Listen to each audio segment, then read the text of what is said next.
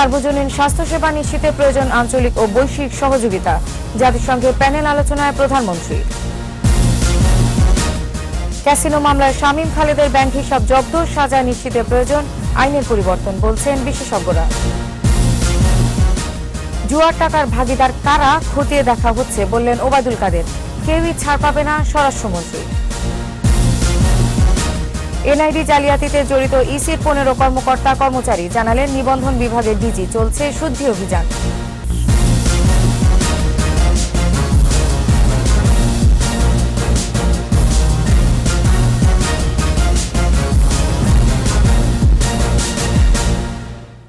শুনছিলেন first security ইসলামী bank limited সংবাদ শিরোনাম।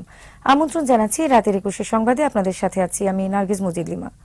দর্শক, 21 টেলিভিশনের সংবাদ একই সাথে সরাসরি দেখতে পাবেন আমাদের ফেসবুক পেজ www.facebook.com/2124 অনলাইনে। এছাড়া সংবাদে আরো থাকছে ত্রিদেশীয় সিরিজে ফাইনালে মঙ্গলবার আফগানিস্তানের মুখোমুখি বাংলাদেশ, শিরোপায় চোখ টাইগারদের।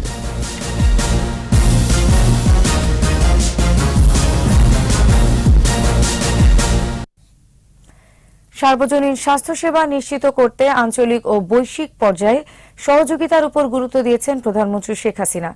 জাতিসংঘ সদর দপ্তরে সার্বজনীন স্বাস্থ্য সুরক্ষা নিয়ে উচ্চ পর্যায়ের প্যানেল আলোচনায় কো চেয়ারের বক্তব্যে তিনি একথা বলেন।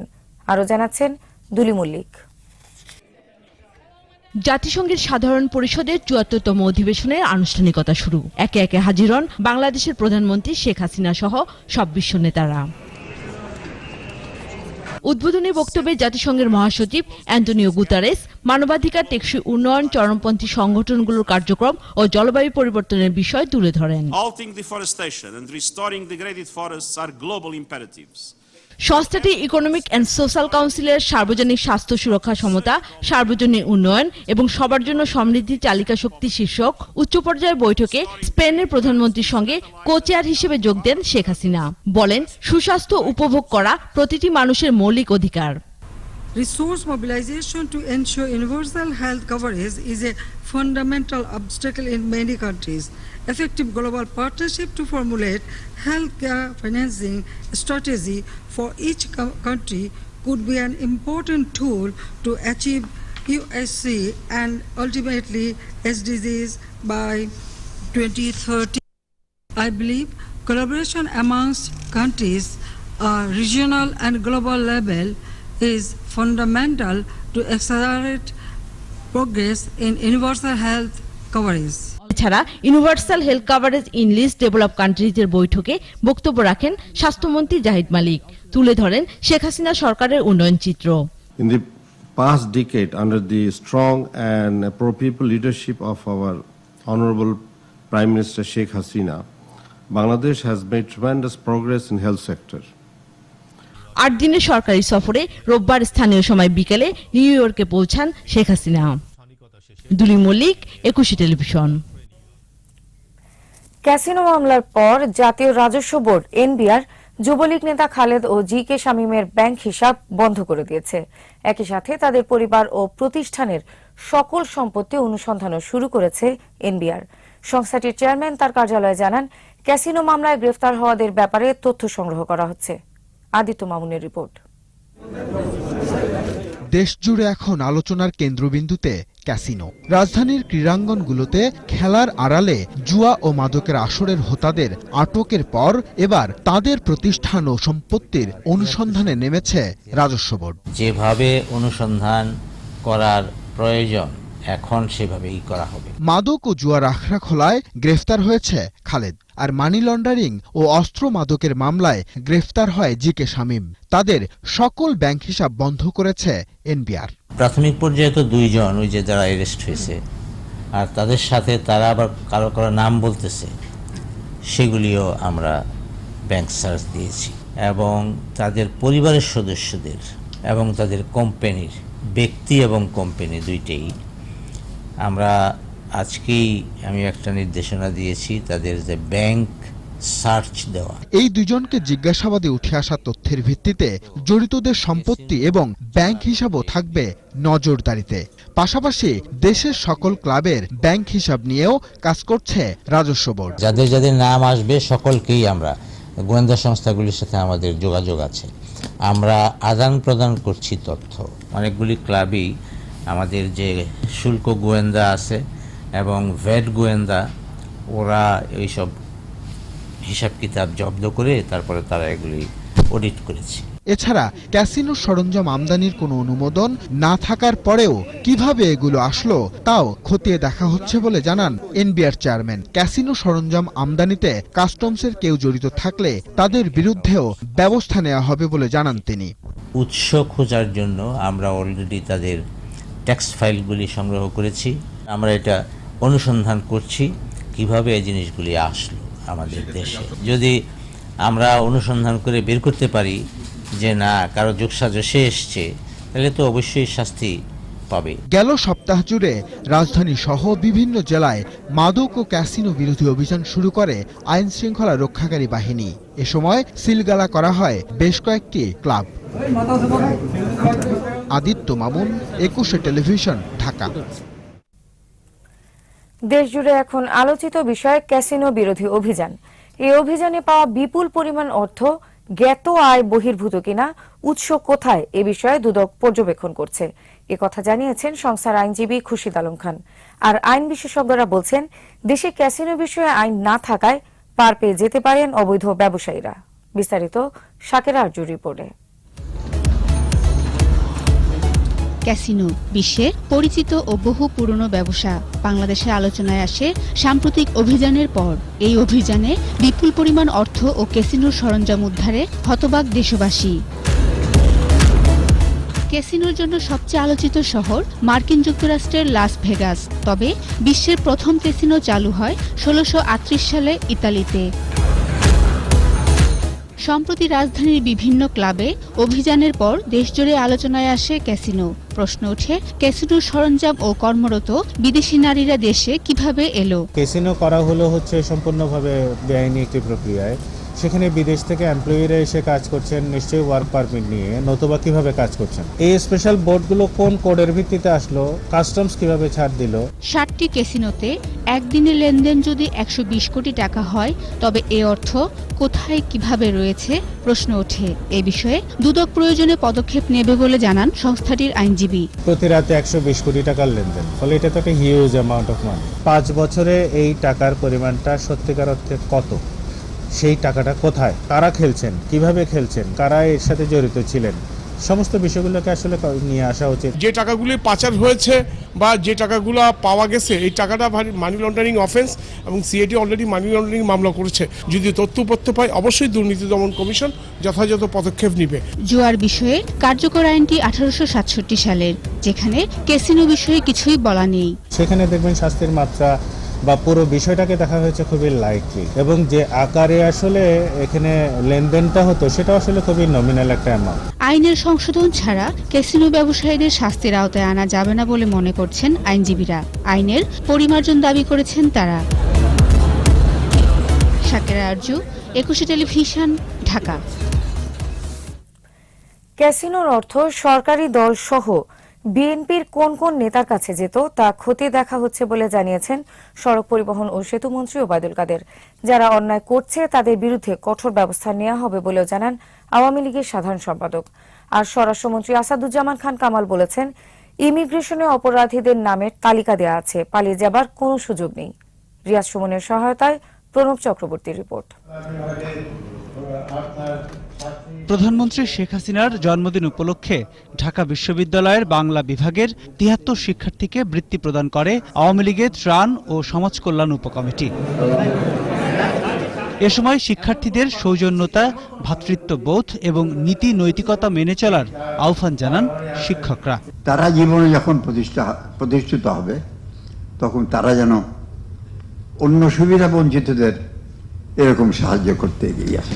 অনুষ্ঠানে ওবায়দুল কাদের বলেন, ক্যাসিনো বাণিজ্য সহ দুর্নীতি, মাদক ও সন্ত্রাস বিরোধী অভিযানে নেমেছে সরকার। হুঁশিয়ারি দেন, ক্যাসিনোর টাকায় যাদের ভাগ আছে তাদের ব্যাপারে খতিয়ে দেখা হচ্ছে। অবৈধ অর্থ এদেশে কোন কোন নেতার কাছে যেত সে সন্ধানও চলছে। অনেক বিএনপি নেতার কাছেও এ ক্যাসিনো মালিকদের টাকা যেত। সে প্রশ্নের জবাবও দিতে হবে। এর আগে সচিবালয়ে সাংবাদিকদের ওবায়দুল কাদের বলেন, দুর্নীতি, মাদক আর সন্ত্রাসের বিরুদ্ধে আটঘাট বেঁধে নেমেছে সরকার। নির্মূল না হওয়া পর্যন্ত এই অভিযান চলবে। কারোর সঙ্গে কোনো আপোষ বা কোনো প্রকার ছাড় দেওয়ার প্রশ্ন ওঠে। একই প্রসঙ্গে সচিবালয়ে সাংবাদিকদের সাথে কথা বলেন স্বরাষ্ট্রমন্ত্রী আসাদুজ্জামান খান কামাল। বলেন, ছোট বড় সব অপরাধীর তালিকা আছে সরকারের কাছে, সবাইকে আইনের আওতায় আনা হবে। রাঘব বোয়ালও যদি অপরাধ করে থাকে তাকেও আমরা ধরছি। আপনারা এগুলি দেখছেন তো, আমাদের মাননীয় সংসদ সদস্যরাও বাদ যাচ্ছেন না, সেখানে আমরা কেউ বাদ দিছি বলে আপনি এমন একটা উদাহরণ আমাদের মাননীয় প্রধানমন্ত্রীর আমলে উদাহরণ প্লেস করতে পারবেন না যে তাকে বাদ দেওয়া হয়েছে। অপরাধীদের পালিয়ে যাবার কোনো সুযোগ নেই বলেও জানান স্বরাষ্ট্রমন্ত্রী। দুর্নীতি পরায়ণ তার নাম কিন্তু আমাদের ইমিগ্রেশন, যেখান থেকে যাওয়া আসা করেন বিদেশে, সেইখানে তাদের নামটি রয়েছে। প্রণব চক্রবর্তী, 21 টেলিভিশন, ঢাকা। রোহিঙ্গাদের ভোটার তালিকায় অন্তর্ভুক্ত করার অপচেষ্টায় নির্বাচন কমিশনের 15 জনের মতো বর্তমান ও সাবেক কর্মকর্তা কর্মচারী জড়িত, জানিয়েছেন জাতীয় পরিচয় এনআইডি নিবন্ধন অনুবিভাগের মহাপরিচালক ব্রিগেডিয়ার জেনারেল সাইদুল ইসলাম। বিস্তারিত মিনালা দিবার রিপোর্ট। সোমবার দুপুরে নির্বাচন কমিশন ভবনের সভাকক্ষে সাংবাদিকদের সাথে মতবিনিময় করে নির্বাচন কমিশনের জাতীয় পরিচয় এনআইডি নিবন্ধন অনুবিভাগের মহাপরিচালক ব্রিগেডিয়ার জেনারেল সাইদুল ইসলাম। মধ্যে কিন্তু তার আইরিশ এবং 10 ফিঙ্গার স্ক্যানিং নেওয়া হয়। মহাপরিচালক বলেন, ইতিমধ্যে শুদ্ধি অভিযান চালিয়ে একটি চক্র ধরা হয়েছে। যারা এই অপচেষ্টার সঙ্গে জড়িত তাদের বেশিরভাগই ইসি থেকে আগেই চাকরিচ্যুত। যারা ইতিপূর্বে চাকরিচ্যুত তাদেরকে আমরা নামীয় তালিকা দিয়েছি যে তারা যেন পুনরায় কোনোভাবেই যেন আমাদের এই এনআইডি তথা এনআইডির সাথে কোনো কার্যক্রমে যেন তারা কোনো জড়িত হতে না পারে। সে ধরনের জড়িত হলে সেই অর্গানাইজেশনের বিরুদ্ধে আমরা আইনানুগ সর্বোচ্চ ব্যবস্থা গ্রহণ করব। রোহিঙ্গাদের ভোটার করার অপচেষ্টায় যেই জড়িত হোক না কেন সর্বোচ্চ শাস্তিমূলক ব্যবস্থা নেওয়া হবে বলেও জানান তিনি। এনআইডির সাথে সম্পৃক্ত যারা, শুধু তাদেরকেই আমরা চিহ্নিত করব। তাদের পরিচয় হবে এনআইডির সাথে তারা জালিয়াতি করার চেষ্টা করেছে, সেই পরিচয়ে আমরা তাদের বিরুদ্ধে ব্যবস্থা। প্রবাসী ভোটার তালিকায় কাজ করার সময়ও রোহিঙ্গাদের ব্যাপারে সতর্ক নজর রাখা হবে। ইতিমধ্যে চট্টগ্রামে যারা নতুন ভোটার হয়েছেন তাদের মধ্যে কেউ রোহিঙ্গা আছেন কিনা সে বিষয়েও খতিয়ে দেখা হবে বলেও জানান এনআইডি মহাপরিচালক। ইতিপূর্বেও কেউ কোনো রোহিঙ্গা যদি পাসপোর্ট নিয়ে থাকে অথবা অন্য কোনোভাবে যদি বিদেশেও অবস্থান করে থাকে আমরা তাদেরকেও চিহ্নিত করতে সক্ষম হব। মিনালা দিবা, 21 টেলিভিশন, ঢাকা। ত্রিদেশীয় টি-20 সিরিজ প্রসঙ্গ।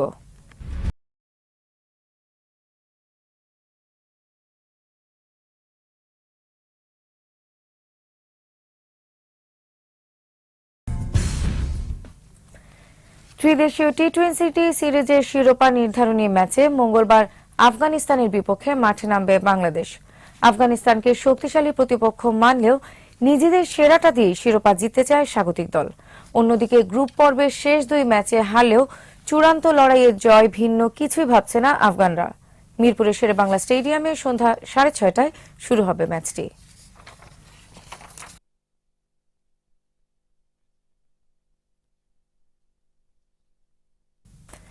জঙ্গি আস্তানা সন্দেহে নারায়ণগঞ্জের ফতুল্লায় একটি বাড়িতে অভিযান চালিয়ে হাতবোমা ও বোমা তৈরির সরঞ্জাম সহ বেশ কিছু বিস্ফোরক উদ্ধার করেছে পুলিশের কাউন্টার টেরোরিজম ইউনিট। এর মধ্যে নিষ্ক্রিয় করা হয় 4টি বোমা। আটক করা হয়েছে 3 জনকে। এখান থেকেই পুলিশের উপর হামলার পরিকল্পনা করা হচ্ছিল বলে জানিয়েছেন কাউন্টার টেরোরিজম ইউনিটের প্রধান মনিরুল ইসলাম। রবিউল ইসলামের ক্যামেরায় নারায়ণগঞ্জ প্রতিনিধি বিমল রায়ের রিপোর্ট, জানাচ্ছেন রত্না জামান। নারায়ণগঞ্জের ফতুল্লার তক্কার মাঠ, এই এলাকার একটি জঙ্গি আস্তানার বিস্ফোরক তৈরির ল্যাব গুড়িয়ে দিয়েছে কাউন্টার টেরোরিজম ইউনিট সহ আইনশৃঙ্খলা বাহিনী। রোববার রাতে ফতুল্লার ধাপা এলাকা থেকে জামাল উদ্দিন রফিক ওরফে মিজানকে আটক করা হয়। পরে তার দেয়া তথ্যে ভোরে এ অভিযান চালানো হয়। আটক করা হয় ঢাকা আহসানুল্লাহ বিজ্ঞান ও প্রযুক্তি বিশ্ববিদ্যালয়ের শিক্ষক ফরিদ উদ্দিন রুমি, তার স্ত্রী অগ্রণী ব্যাংকের কর্মকর্তা জান্নাতুল ফোয়ারা অনুকে। এরা 90 জেএমবি সদস্য বলে জানান কাউন্টার টেরোরিজম ইউনিট কর্মকর্তারা। 3টি রেডি আইডি যেগুলো হয়তো ব্যবহার করার উপযোগী, সেই 3টি রেডি আইডি এবং এছাড়া বেশ কিছু এক্সপ্লোসিভ শার্প নেল সহ এই বেশ কিছু কেমিক্যালস, এগুলো যেগুলো এখানে ছিল, একটা রেফ্রিজারেটর ভর্তি আসলে বিভিন্ন ধরনের যে এই ধরনের সেনসিটিভ কেমিক্যালস সেটি ছিল, সেটিকেও ইতোমধ্যে ধ্বংস করা হয়েছে। বাড়িটি থেকে বিপুল পরিমাণ বোমা তৈরির সরঞ্জাম, বিস্ফোরক তৈরির উপাদান, চাপাতি সহ বিভিন্ন সরঞ্জাম উদ্ধার করা হয়। সাম্প্রতিককালে ঢাকার বিস্ফোরণের ঘটনায় ব্যবহৃত সরঞ্জামের সাথে উদ্ধার হওয়া সরঞ্জামের সাদৃশ্য রয়েছে বলে জানান কাউন্টার টেরোরিজমের প্রধান। জঙ্গি সংগঠনের বিস্তার রোধে সক্রিয় ভূমিকা পালন করেছিল, তাই তারা পুলিশকে শত্রু মনে করে, মুরতাদ মনে করে। এই কারণেই তারা আসলে পুলিশকে টার্গেট করে আগের হামলাগুলো পরিচালনা করার চেষ্টা করেছে। এই ক্ষেত্রেও আমরা মনে করছি এগুলো পুলিশের উপরেই, পুলিশ বক্স বা পুলিশ স্থাপনা বা টহল দলের উপর ইউজ করার উদ্দেশ্যেই এগুলো এখানে সংরক্ষণ করা হচ্ছিল। দুই ভাই এই আস্তানাটিতে বেশ কিছুদিন ধরে বিস্ফোরক তৈরি করছিল। রত্না জামান, 21 টেলিভিশন। ছাত্রদলের নবনির্বাচিত কমিটির কার্যক্রমের উপর স্থগিতাদেশ দিয়েছেন আদালত। এছাড়া আগামী 7 দিনের মধ্যে সংগঠনটির সভাপতি ও সাধারণ সম্পাদককে কারণ দর্শানোর নোটিশ দেওয়া হয়েছে। ঢাকা 4র্থ সহকারী জজ আদালত এই আদেশ দেন। গত 18 সেপ্টেম্বর রাতে ছাত্রদলের কাউন্সিলরদের ভোটে সভাপতি নির্বাচিত হন ফজলুর রহমান ও সাধারণ সম্পাদক হন ইকবাল হোসেন। আজ এক আবেদনের ভিত্তিতে নবনির্বাচিত এ নেতৃত্বের কার্যক্রমের উপর আদালত স্থগিতাদেশ দিলেন। এবার আমাদের সাপ্তাহিক আয়োজন সোশ্যাল ইসলাম ব্যাংক লিমিটেড সম্ভাবনার বাংলাদেশ।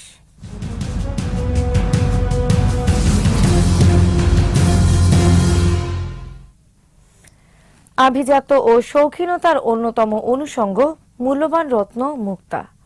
উত্তরের জেলা নীলফামারীর ডোমারে 2 যুবক স্বাদু পানিতে চাষ করছেন ঝিনুকের মুক্তার। তবে বাজারজাতকরণকে প্রধান অন্তরায় বলে মনে করছেন তারা। কর্তৃপক্ষ বলছে মুক্তার বাজার তৈরিতে কাজ করছে তারা।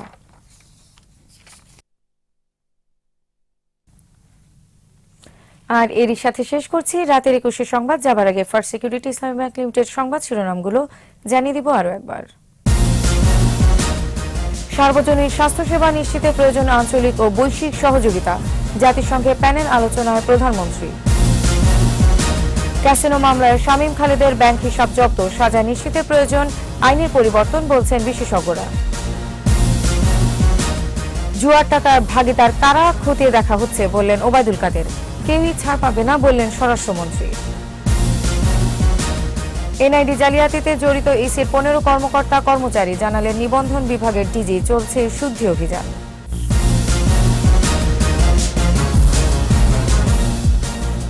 সর্বশেষ খবর জানতে ডায়াল করুন 2021 নম্বরে আর ভিজিট করুন 21tv.com ওয়েবসাইটে। এছাড়া ফেসবুকে লগ ইন করতে পারেন facebook.com/2124 অনলাইনে। আমাদের পরের সংবাদ দেখার আমন্ত্রণ রইল। এতক্ষণ সঙ্গে থাকার জন্য ধন্যবাদ সবাই।